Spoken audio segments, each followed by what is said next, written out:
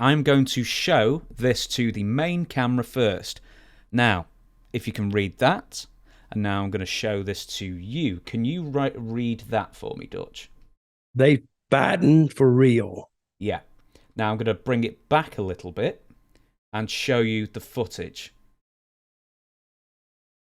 So this is Braun Breaker, and I can't remember the other guy's name. And it says, you're fighting for real. So it seemed like it was I've turned it off now. There's a spot on NXT recently where it seemed like, you know, it was trying to get out of hand, and then Braun Breaker sort of sweeps him and hits him a couple of times, and then they move on. Do you know what account that was on? That Instagram account? No. The official WWE NXT Instagram account has written on some of their own wrestling, they fighting for real. So what are they doing on all the other clips that you post? Yeah. So, but I think in this, I've heard people say this. Now, some of that is fake. Some of that is set up, but I saw this one match one time. They were fighting for real. I've heard that 100 times. They were really, really mad at each other because I thought this two guys, and that's the vibe you put off. If you can convince people you're mad and the other guy can convince people that he's mad at you, that's the point of it. So, and Von Breaker, that's Rick Steiner's son. Yeah. Got a great career ahead of him. He does. So, again, another privileged guy because his uncle and his father went through it. And since he was a little bitty boy, he wanted to be a wrestler. Like Cody was talking, I wanted to be a wrestler when I grew up because of my daddy. And so, but I think this guy make it work. Cody made it work. You know, a lot of guys make it work. But I don't place as much on that Instagram posting they had. I think, you know, they're just kind of saying that, yeah, some of it might be a little set up. They won't ever use the word fake. Some of it might be a little set up, but not that. They were mad at each other. They were fighting for real. I'm going to ask you this then. Talk to me about what you think kayfabe should be in 2023 in our threads and Twitter and Facebook world. It doesn't exist anymore, really, because people are watching it for the entertainment value. And when the entertainment value, when they first released that a lot of this is set up, is because Vince was so cheap back in those days because he wasn't making anywhere near the money he made later on. But he was just running house shows and still paying to show his show on TV. So he went to all these wrestling commissions and he's trying to tell them, no, this should not be governed or legislated like it's a real sport, because it's not. It's entertainment. It's theater. It's a show. And they fought him tooth and nail over that because they were taking in money on it. Because I've been in some of those New Jersey shows and New York shows and Pennsylvania shows. They would send the commission over and they would sit out there at the table like they were really somebody special. And you'd go up and they'd have to take your blood pressure and your heartbeat and your this and your that, and for nothing other than show. You know, as everybody knows, I'm a very hairy type guy. I was in a show in New Jersey one time, and they're going to put those things on me all over you. Well, like an EKG kind of thing. EKG. And they couldn't find a spot to where they could hook it up. They kept it. And the guy said, well, I can't hook it up anywhere, but we have to do this. So I says, well, what are we going to do? He said, well, you're either going to take it or we're going to have to get that hair out of the way for you, because without this, you can't wrestle tonight. That means I can't work. So I took some clippers, and clipped here, and I clipped there, and I clipped about 6 little spots to where it would fit. Then they took it and still didn't get anything. But now I'd already cut my hair. So they said, okay. I don't remember whether I worked. I don't even think I worked that night. Excuse me. So I went to the ring the next night looking like Connect the Dot. Oh, it was terrible. And it took a while for that hair to grow back out. But these sports commissions, I never had a lot of respect for them anyway. And I think that's when Kayfabe first started leaving the realm of believability. But now if they do find a match that meets that will get people's attention. And you know who has gotten the people's attention by that really brutal style? Mm-hmm. Gunther. Mm-hmm. Gunther has grabbed them and saying, these guys beat the living crap out of each other, which is a spectacle in itself. Just because you're not hitting them in the throat and hitting them in the face, when they come across that chest, they found an area now that is acceptable. So when they see 2 guys doing that, throwing the punches don't really mean that much anymore. It's the chops.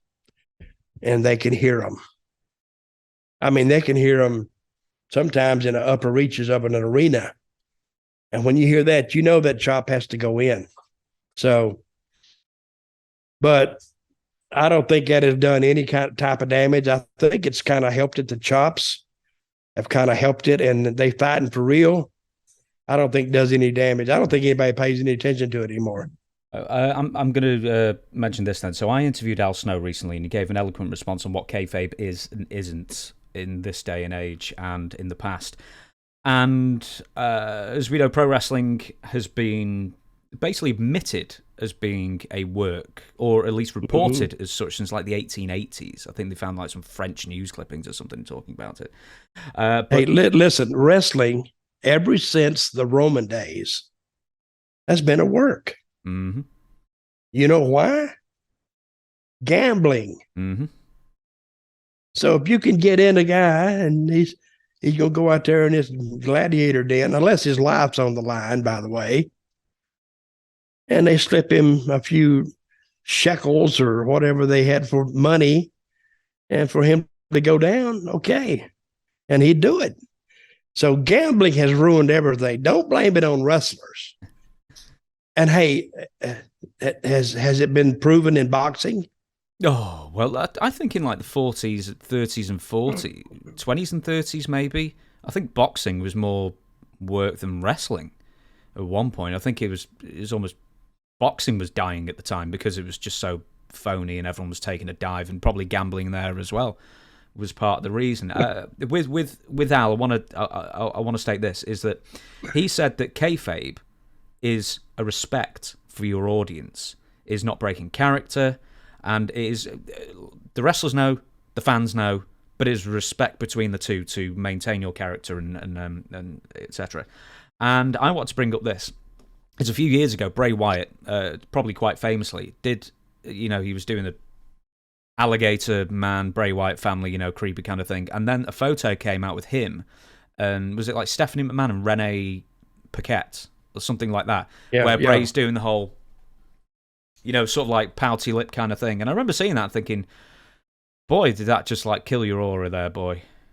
Yeah, it did. I agree with Al. It is respect for your audience.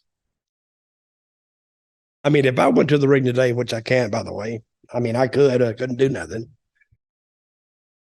But the people that bought tickets to see that, let's go back 30 years. People that bought tickets expect the best show you can give them. I don't care if there's 10 people in there or 10,000. You still give them the best show you can give them. Now, it is harder to perform a match in front of 10,000 than it is in 10 people, because 10 people are hard because they don't respond that much. But a lot of times when that audience responds, that kind of exhilarates the performers. And when they can feel that audience, and I've said this before, the temperature in the room, you got to feel that temperature. You got to know when to feed it, when to pull back from it. Like a comedian, when he gets a line of jokes going, more stuff popping, like somebody talking, but more natural. But yeah, you got to respect those people. And I've seen some people go to the ring, and I've done it too. That when not a lot of people there, and I could be tired, I could have been tired. A lot of people were tired. If there's not a lot of people there, you still respect the audience, but you don't quite put as much into it as if more people were there. And that's for a lot of reasons. But still, you still got to maintain, if you're a heel, if you're a baby face, or whatever gimmick you have, you got to respect that and give the audience what they've come to expect and then what they paid to see.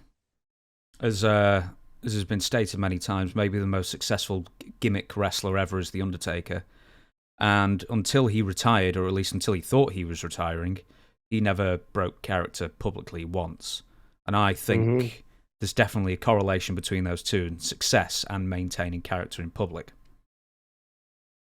Well, he was brought up that way. He started in Texas. I think he went somewhere. He went to South Africa, I think. Did he? That's what he told me, I think. They had a wrestling organization down there in South Africa. I don't know how long it lasted. And then he came back to Texas, I think. Then he came to Memphis, and he learned to work in Memphis, but not the Undertaker style. That was a Vince McMahon creation, and he put it on Mark, and that suited Mark perfectly, really, because Mark is a kind of he's a laid back guy. He doesn't. He's not a hellraiser. He won't go out and start a bunch of trouble. So even when WWE was in town, they may have seen him at a bar maybe an hour or two, and then he'd leave. He'd go. But he did that perfectly. And when he showed up as Undertaker, he was Undertaker. Like Randy Savage, I'll talk about him. Randy Savage started as Randy Poffo. Then he turned into Randy Savage. Then later on, he morphed into Randy Macho Man Savage. And when he was in that Macho Man Savage mode, I don't think he ever got out of it. I think he was Macho Man Savage 24 hours a day, even when he went down to the store. Now, he may have let up a little bit while he was home. I don't know. I was never there with him at his house with Miss Elizabeth. But I think whenever he went, it was, oh, yeah. He was 24 hours a day. So he taught himself, or he did the Macho Man Savage so much that he naturally ended up being that to the end. And, but the separation of staying in character, very few guys do it. Now, in the old days, a guy would be in character the whole time he's at the arena, except in the dressing room, go out, come back, even on the way to his car when the fans are around. He had to be in his character. He had to be.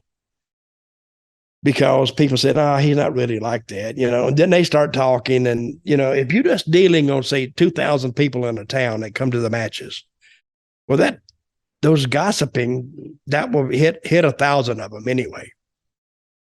All the kids start talking, and then they spread that. Then the older people hear it. And if they get to believing that you're not who you say you are, your respect level goes down. They may still come to the matches, but doesn't mean their respect level. And that's what you draw from a lot of times, your respect level, and knowing that when you go, you're going to get the best show you can get.